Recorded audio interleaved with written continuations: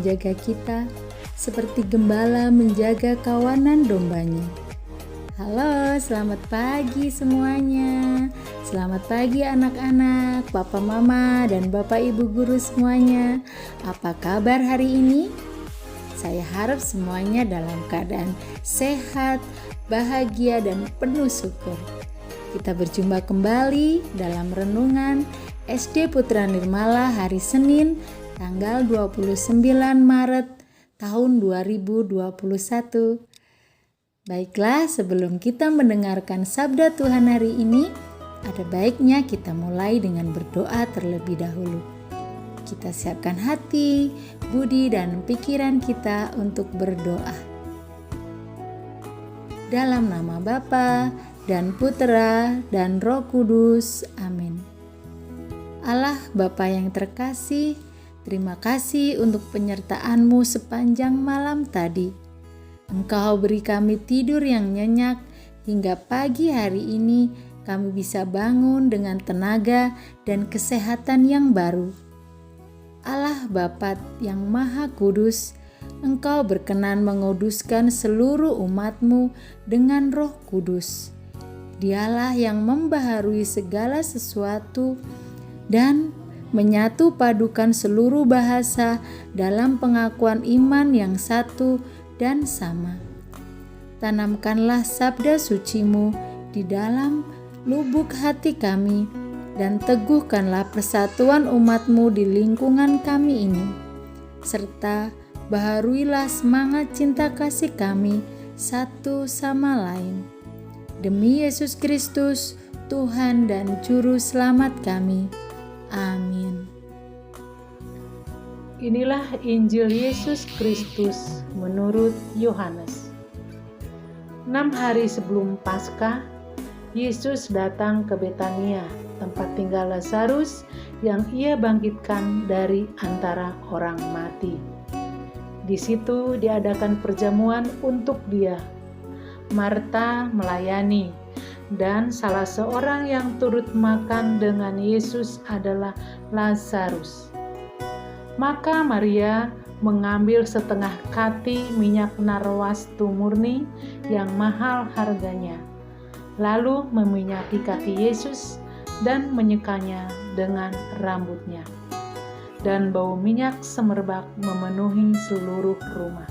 Tetapi Yudas Iskariot, seorang murid dari Yesus yang akan segera menyerahkan Dia, berkata, "Mengapa narwastu ini tidak dijual 300 dinar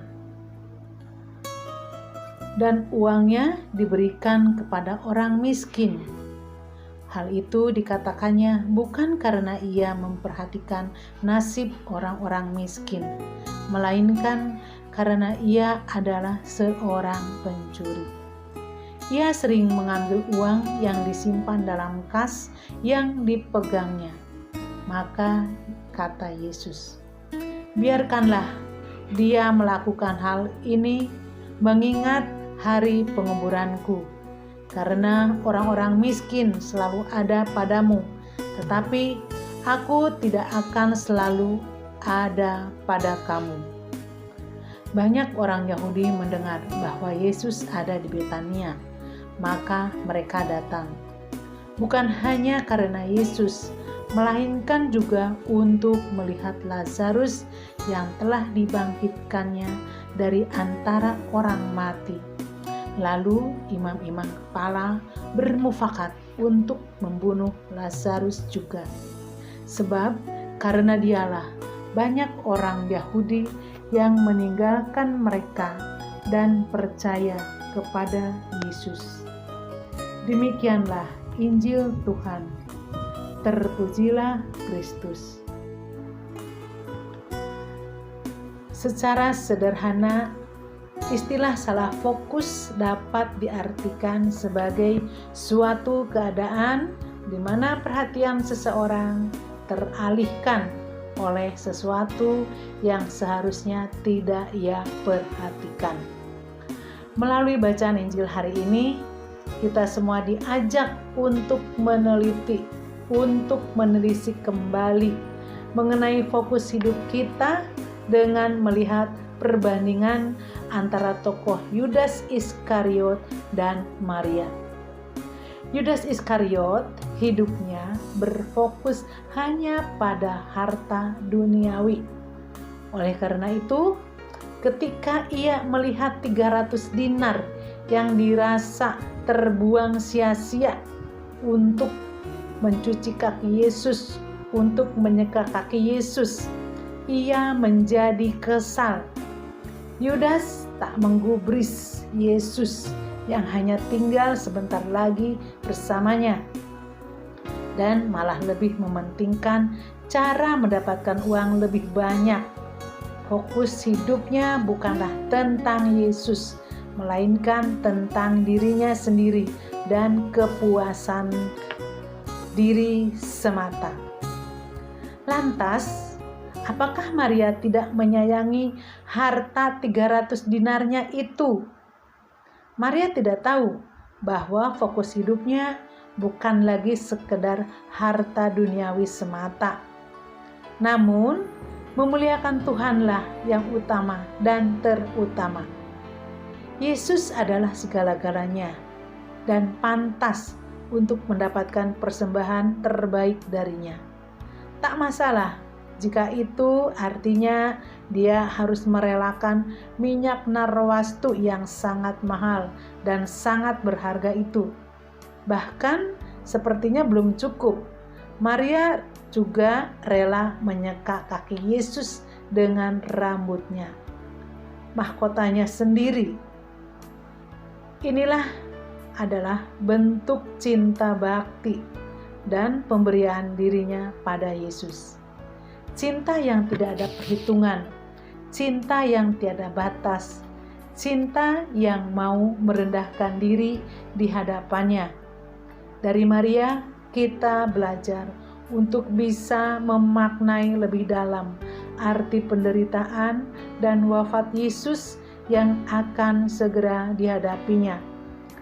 Maria menggunakan waktu yang tersisa untuk benar-benar melakukan dengan sebaik-baiknya, melakukan yang terbaik yang ia bisa lakukan demi Dia, yaitu Yesus. Sekarang, apakah fokus hidup kita sudah tertuju pada kemuliaan nama Yesus? Sudahkah kita mempersiapkan diri untuk bersama Yesus melalui penderitaan dan wafatnya yang sebentar lagi? Jika Maria saja berkenan menyerahkan hartanya, bahkan mahkotanya yang berharga, beranikah kita juga untuk menyerahkan wewangian yang terbaik dari hidup kita untuknya? Allah Bapa yang Maha Bijaksana, kami bersyukur atas sabda-Mu yang boleh kami dengarkan hari ini. Kami mohon bimbingan terang Roh Kudus-Mu untuk menuntun kami menjalankan tugas dan tanggung jawab kami hari ini. Bimbinglah kami di jalan-Mu, agar kami tidak tersesat dan jatuh ke dalam dosa. Bapa terkasih, kami juga mohon berkat-Mu sepanjang hari ini. Berikanlah kami semua kesehatan, panjang umur, rezeki dan yang cukup, dan keselamatan yang datangnya hanya daripada-Mu. Bapa, kami serahkan aktivitas kami hari ini, segala cita-cita dan harapan kami, serta hidup kami ke dalam tangan kuasa-Mu. Doa yang sederhana ini kami satukan dengan doa yang Tuhan Yesus sendiri ajarkan kepada kami. Bapa kami yang ada di surga, dimuliakanlah nama-Mu, datanglah kerajaan-Mu, jadilah kehendak-Mu di atas bumi seperti di dalam surga. Berilah kami rejeki pada hari ini, dan ampunilah kesalahan kami, seperti kami pun mengampuni yang bersalah kepada kami. Dan janganlah masukkan kami ke dalam pencobaan, tetapi bebaskanlah kami dari yang jahat. Amin. Dalam nama Bapa dan Putera dan Roh Kudus. Amin. Oke, terima kasih anak-anak, papa, mama, dan bapak, ibu guru semuanya yang sudah mengikuti renungan hari ini. Semoga kita semua selalu sehat, bahagia, dan selalu bersyukur apapun yang terjadi dalam hidup kita. Baiklah, sampai jumpa pada pertemuan berikutnya. Bye-bye, Tuhan Yesus memberkati.